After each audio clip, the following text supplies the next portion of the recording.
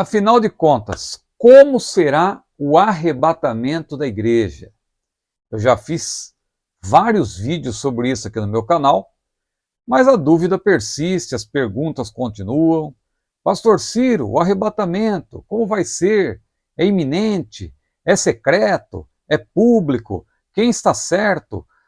O pós-tribulacionista? O pré-tribulacionista? O pré-tribulacionista da Assembleia de Deus? O pré-tribulacionista batista? Quem tem a razão? Bom, neste vídeo eu vou dizer o que eu penso mais uma vez. Afinal de contas, já faz mais de 30 anos que eu estou estudando sobre o assunto. Eu creio que eu tenho algum prestígio aí nesse campo da escatologia e eu quero aqui, talvez, ajudar algumas pessoas que desejam saber, afinal, como será o arrebatamento da igreja. Fique comigo!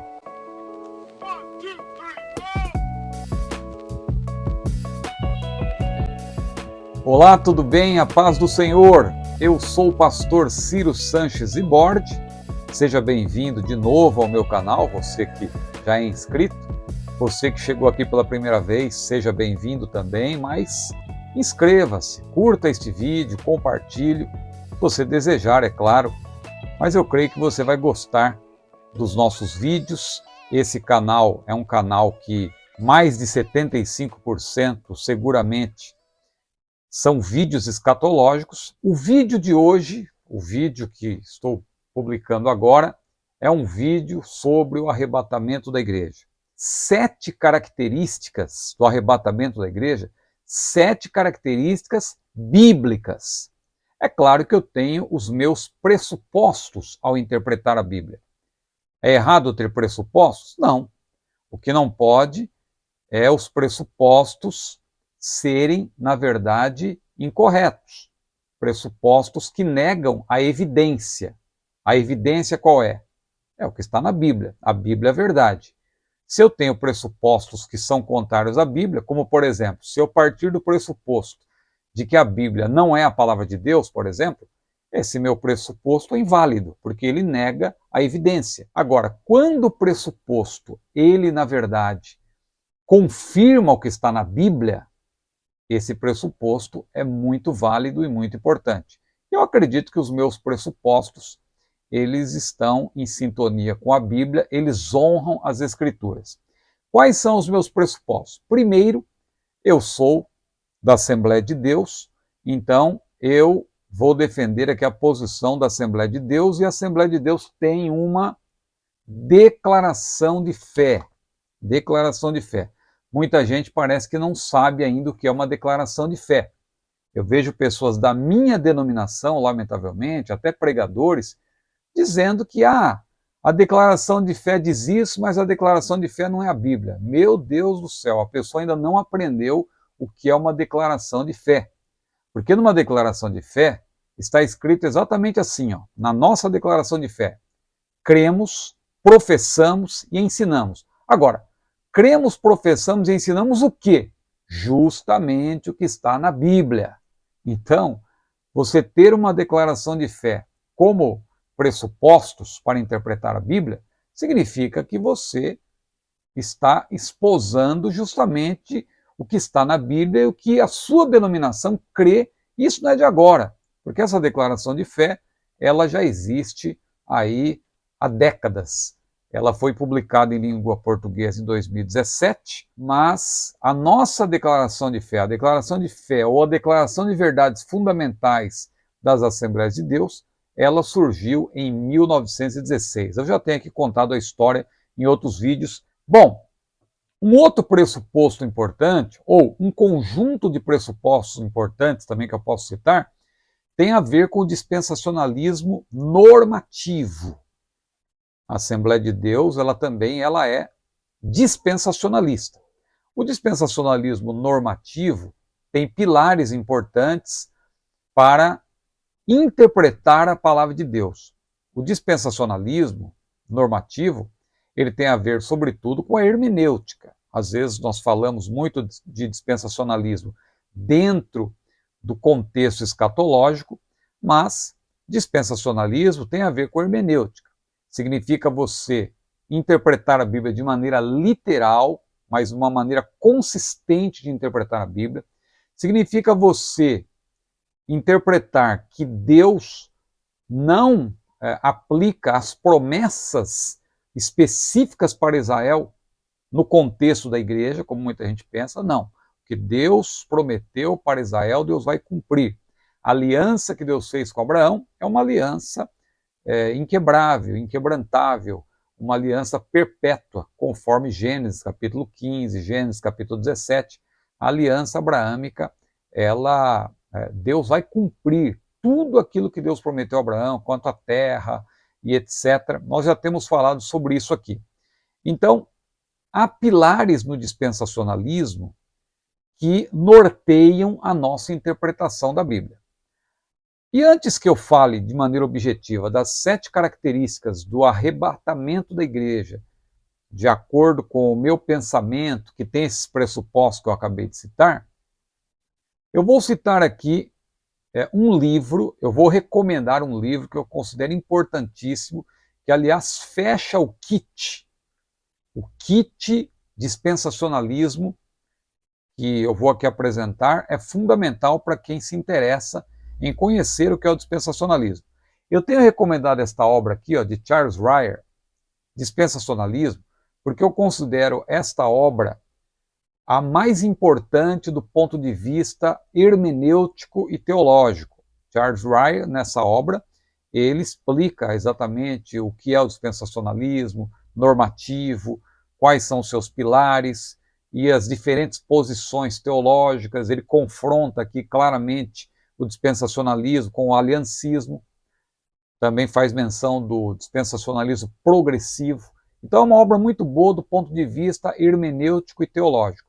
Eu também tenho recomendado esta obra aqui, de Andrew Woods, O Reino Vindouro. Esta primeira é da editora Batista Regular. A segunda, da editora Chamada. Do ponto de vista bíblico, essa de Andrew Woods é muito boa. Ele faz uma abordagem bíblica desde o Gênesis, e ele vai falando do reino, e ele, claro, é um dispensacionalista, e ele explica muito bem do ponto de vista bíblico. Agora, estava faltando uma obra que apresentasse o dispensacionalismo do ponto de vista histórico, uma obra que refutasse de uma maneira acadêmica, detalhada, pormenorizada, essa calúnia de parte dos aliancistas de que o dispensacionalismo surge com John Nelson Darby, e John Nelson Darby teria aprendido com uma adolescente chamada Margaret MacDonald. Quem estuda o dispensacionalismo sabe que isso não é verdade, até porque John Nelson Darby era um teólogo. Entretanto, agora temos uma obra do ponto de vista histórico que é um primor. Eu estou lendo, eu recebi há poucos dias da editora Carisma, e olha aqui, mais de 400 páginas, William Watson. Olha o título, Dispensacionalismo antes de Darby. Você vai descobrir, lendo essa obra, que muito antes de Darby é do século XIX, mas lá no século XVIII, no século XVII, antes, já havia, olha aqui o título, As Verdadeiras Origens, o subtítulo, As Verdadeiras Origens do Dispensacionalismo. Bom, que livro extraordinário, depois eu vou fazer outros vídeos também, no meu Instagram eu já tenho feito também vídeos para apresentar esta obra aqui, que com certeza será um best-seller, uma obra excelente. Mas deixa eu entrar logo no assunto do vídeo. Bom, todos esses livros que eu estou mencionando, que você está vendo aqui, tem outros que talvez eu fale ao longo dessa exposição. Todos esses livros você pode comprar aqui, clicando nos links que eu vou apresentar. Sempre apresento, na verdade, tem links aqui na descrição do vídeo e também no comentário fixado. Pois bem, 7 características do arrebatamento da igreja. A primeira característica que eu quero mencionar é que o arrebatamento da igreja será rápido. Será um rapto, e rapto, claro que é rápido. Por que o arrebatamento será rápido? Porque a Bíblia diz que a trombeta soará. Eis que vos digo um mistério, disse Paulo, nem todos dormiremos, mas todos seremos transformados num abrir e fechar de olhos. O tempo no grego o termo no grego ali é átomos. É algo assim que é comparável a um abrir e fechar de olhos muito rápido. Ah, irmão Ciro, mas aquela passagem não fala nada do arrebatamento. Fala.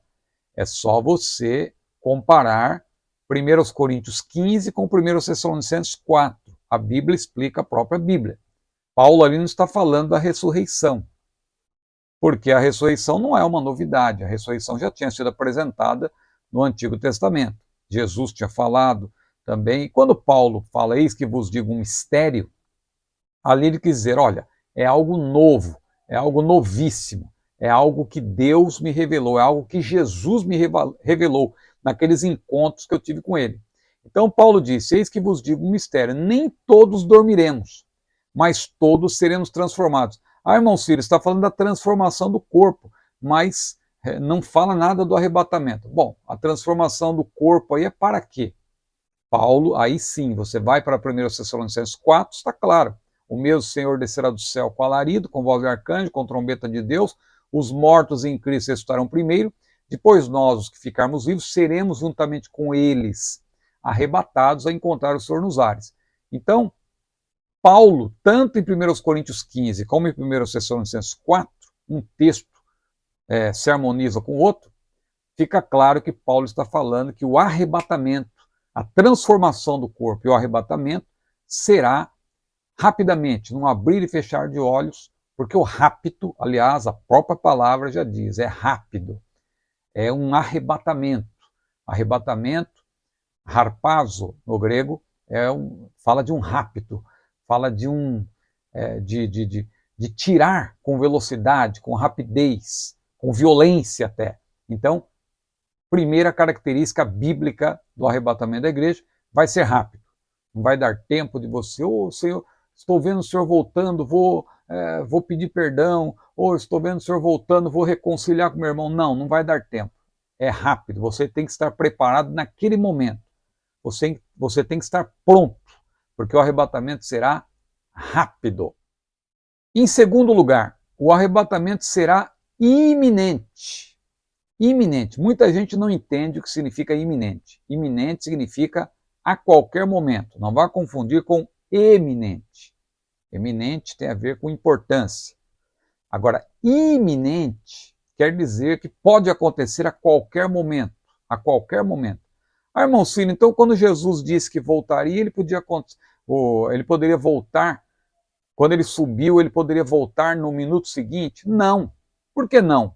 Porque antes de Jesus voltar, ele disse, olha, recebereis a virtude do Espírito Santo que há de vir sobre vós, ser-me-eis testemunhas, tanto em Jerusalém como em toda a Judéia e Samaria até os confins da terra, o evangelho teria que ser pregado em toda parte, etc. Iminência tem a ver com a nossa preparação, porque a iminência diz respeito ao arrebatamento, que nós vamos ver daqui a pouco, é um evento desencadeador. A iminência só faz sentido em relação ao arrebatamento. Ela diz o quê? Que nós temos que estar preparados, porque não existe nenhum sinal indicador do arrebatamento. Os sinais indicadores dizem respeito ao plano escatológico como um todo, à segunda vinda como um todo, mas o arrebatamento, que é um evento desencadeador, ele não precisa de sinais. Jesus cita até os dias de Noé, que muita gente ali, alguns pré-tribulacionistas também, infelizmente, para se opor aos pós-tribulacionistas, acabam considerando que o sermão profético tem uma sequência e tal, é cronológico, então naquele momento ali não tinha como Jesus estar falando de arrebatamento, porque ele tinha acabado de falar da manifestação em poder e grande glória. Não, eu não vejo dessa forma, eu tenho explicado aqui. Jesus, ele fecha o parêntese, quando ele termina de falar sobre a sua segunda vinda, no sentido da manifestação em poder e grande glória, a partir de Mateus 24, 36, ele começa a falar do arrebatamento. Claro que ele não fala diretamente, ele fala de maneira indireta, mas está claro que ali é uma referência ao arrebatamento, Porque ele diz, daquele dia, hora ninguém sabe, e depois, mais adiante, ele diz como foi nos dias de Noé, comiam, bebiam, casavam e davam-se em casamento. Essa interpretação não é apenas minha. John MacArthur, na sua obra A Segunda Vinda, ele fala disso. John Hart, nesta obra aqui, ó, Evidências do Arrebatamento. Tem autores novos também que estão tratando disso, dessa temática, estão entendendo. No meu curso também, do CETADB, meu não, do CETADB, mas cujo livro é de minha autoria, eu também abordo isso, nesta obra aqui, ó, Perguntas Escatológicas. Aqui, 35% dessa obra é sobre o sermão profético de Jesus, e aqui eu respondo a essas questões. Então, nesse sermão, eu deixo claro que ele não está em ordem cronológica, evidentemente, porque Jesus primeiro responde a uma pergunta tripartida dos seus discípulos: quando serão essas coisas, e que sinal haverá da tua vinda e do fim do mundo e tal. E depois de responder essa pergunta, ele passa a abordar novamente as questões que dizem respeito à iminência. Então a iminência diz o seguinte, segundo a iminência, a doutrina da iminência, o arrebatamento pode acontecer a qualquer momento. Isso significa iminente. Então, o arrebatamento da igreja será iminente. Diz respeito ao primeiro evento no plano escatológico de Deus, que é o arrebatamento da igreja. Não quer dizer que logo depois que Jesus falou já poderia acontecer. Não. O que Jesus quis dizer é o seguinte: há eventos intervalares que terão de acontecer, a pregação do evangelho e tal, só que nós temos que estar prontos para a vinda de Jesus, o arrebatamento, no caso, que pode acontecer a qualquer momento, sem aviso. Não precisa, por exemplo, o templo ser construído lá em Jerusalém para Jesus voltar. Não precisa haver mais terremotos para Jesus voltar. Não precisa haver mais pestes para Jesus voltar. Não. Jesus voltará quando as pessoas estiverem levando uma vida normal, por exemplo. Como diz lá Mateus 24, como foi nos dias de Noé, naqueles dias anteriores ao dilúvio, comiam, bebiam, casavam e davam-se em casamento até o dia em que Noé entrou na arca, e veio o dilúvio e os levou a todos. Quem trata disso também é Jeff Keely, nessa obra aqui, ó, Como Foi nos Dias de Noé, também da editora Chamada. Então, recapitulando e caminhando rápido aqui com esse vídeo, que eu não quero que ele fique muito longo.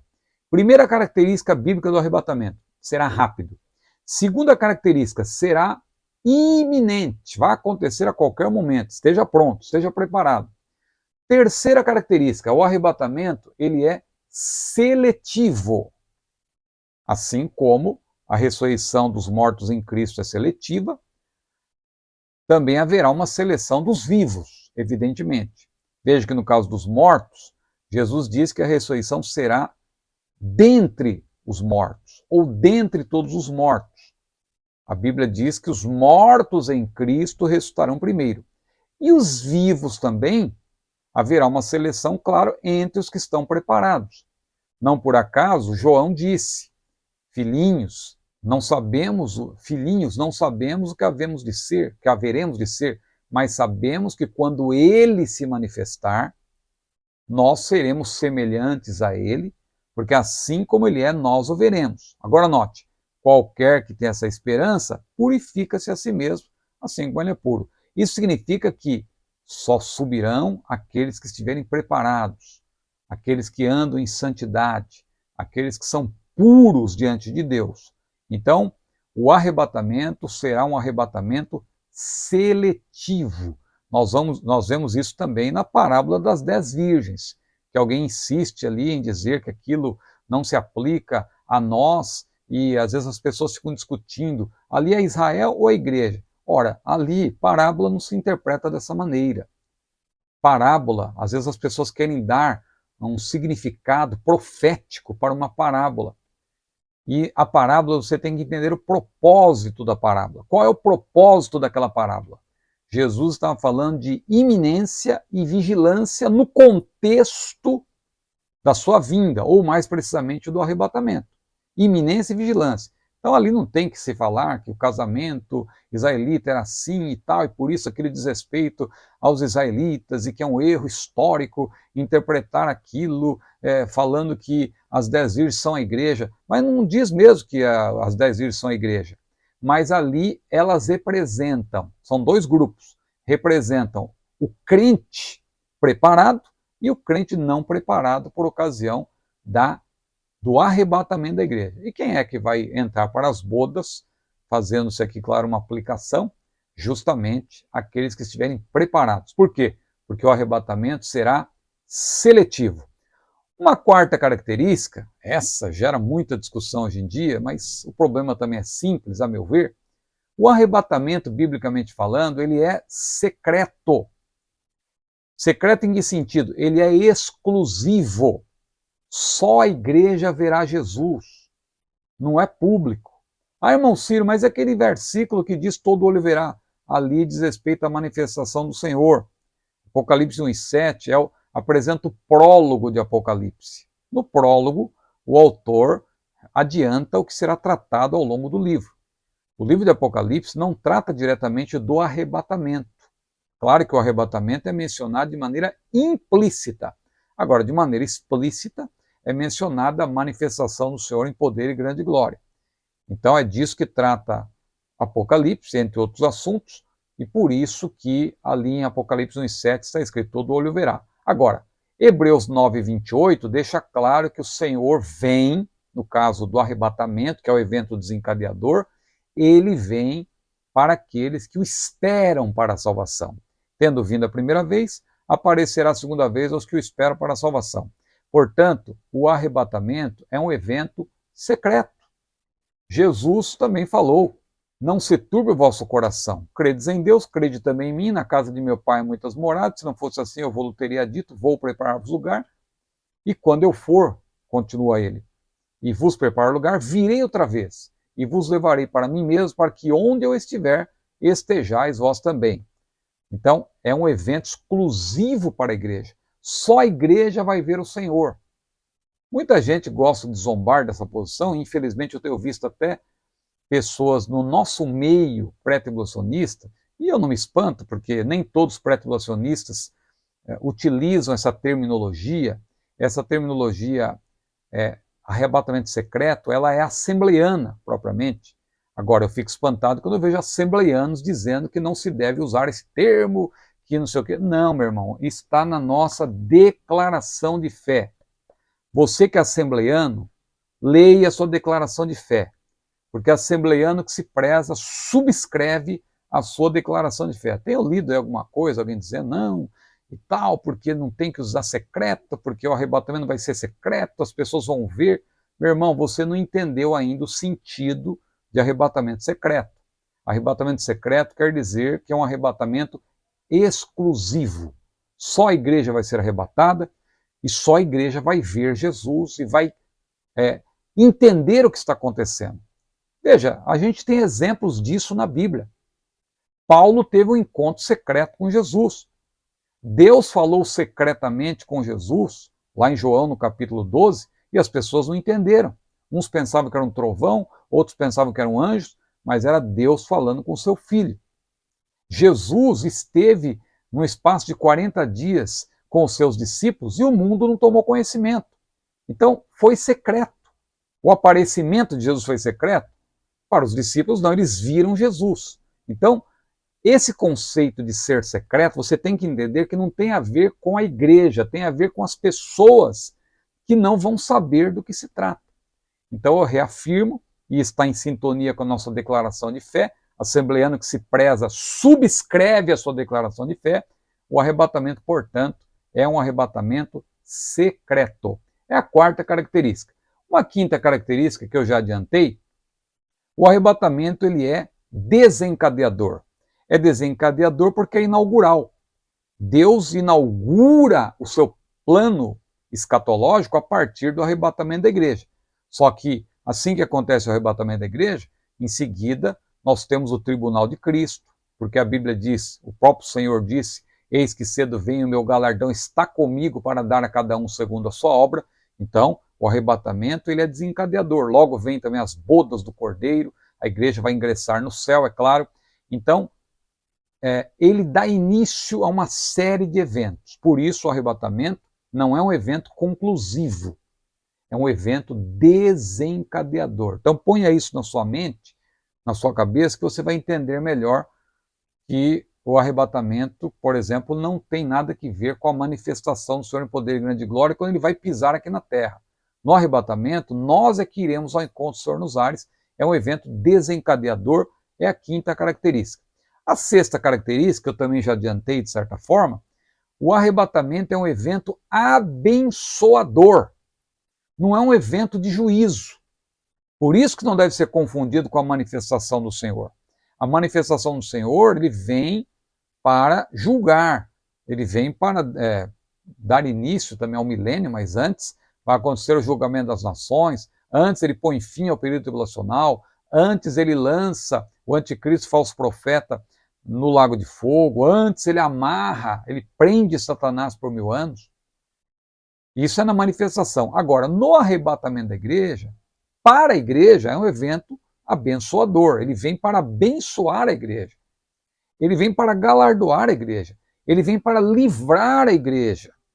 Então, é um evento abençoador. Por isso que Paulo falou lá em 1 Tessalonicenses 4,18, consolai-vos uns aos outros com essas palavras. Por isso que Paulo, em Tito 2,14, diz que a vinda do Senhor, no que tange, claro, ao seu evento desencadeador, ao arrebatamento, é uma bem-aventurada esperança. Foi por isso que Paulo aos Filipenses diz que a nossa cidade está no céu, de onde também esperamos o Senhor, o Salvador, Jesus Cristo, que transformará o nosso corpo de humilhação em um corpo semelhante ao seu, um corpo glorioso, claro, porque aquilo que é corruptível vai se revestir da incorruptibilidade, aquilo que é mortal vai se revestir da imortalidade, disse Paulo também em 1 Coríntios 15. Então, é um evento abençoador. E a sétima e última característica, que está implícita em tudo que eu já falei, o arrebatamento é um arrebatamento pré-tribulacional. Acontece antes do período tribulacional. Por quê? Porque, meus irmãos, é um livramento. Quando você lê 1 Tessalonicenses 1:10, a Bíblia diz que nós estamos esperando aquele que nos livra da ira futura. Alguém diz, não, ele nos livra porque a ira futura é o juízo final. Não, disso nós já estamos livres. Porque lá em João 5:24, Jesus foi claro a dizer, aquele que ouve as minhas palavras e crê naquele que me enviou tem a vida eterna. Não entrará em condenação, mas passou da morte para a vida. O termo juízo ali, ou condenação, é um termo forense, diz respeito a um tribunal. Quer dizer que a igreja, o salvo, nunca vai comparecer diante do juízo, escatologicamente falando, para receber sentença. Não. Nós podemos até participar e vamos participar do juízo final, do trono branco, mas não como réus. Então, a ira futura não tem a ver com o juízo final. A ira futura é a ira que Deus vai derramar sobre a terra. E fica claro quando você lê 1 Tessalonicenses, capítulo 4, capítulo 5, que é uma sequência, você vê que a tribulação ela está destinada aos filhos das trevas e não para aqueles que andam na luz. Então tem várias outras passagens, Lucas 17:36, nós temos que vigiar para que escapemos de tudo aquilo que há de vir sobre o mundo. Apocalipse 3:10, né, que diz que o Senhor nos livrará da hora da tentação. Não é na hora, é da hora. Nós não vamos nem passar pelo momento.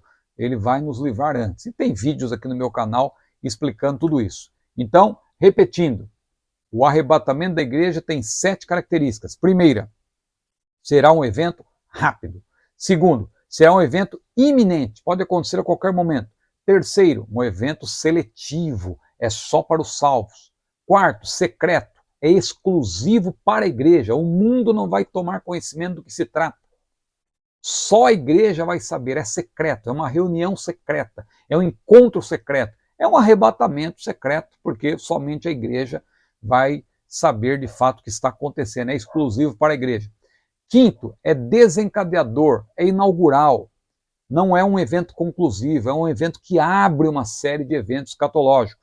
Sexto, é abençoador, é galardoador, consolai-vos com essas palavras. E sétimo, evidentemente, é um evento pré-tribulacional, vai acontecer antes do período tribulacional. Eu tenho recomendado vários livros que tratam sobre isso, como esta obra de John Alvord, da editora Carisma, também muito boa, O Arrebatamento, e tantas outras Esse aqui também, ainda podemos acreditar no arrebatamento, de Mark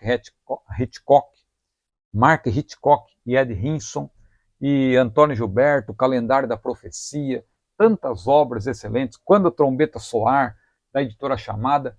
Todas essas obras vão ajudar você a entender claramente essas 7 características que eu acabei de mencionar. Tá certo? Se você chegou até aqui, eu creio que você está gostando desse vídeo. Curta-o, compartilhe e não se esqueça, inscreva-se no meu canal. Ora vem, Senhor Jesus, que nós estejamos preparados para aquele grande dia que pode acontecer a qualquer momento, porque o arrebatamento é iminente. Não falta mais nada acontecer. Não pense que vai acontecer algum sinal extraordinário antes de Jesus voltar. Não, Jesus pode chegar agora. Esteja pronto, estejamos prontos, porque o arrebatamento é iminente. A paz do Senhor.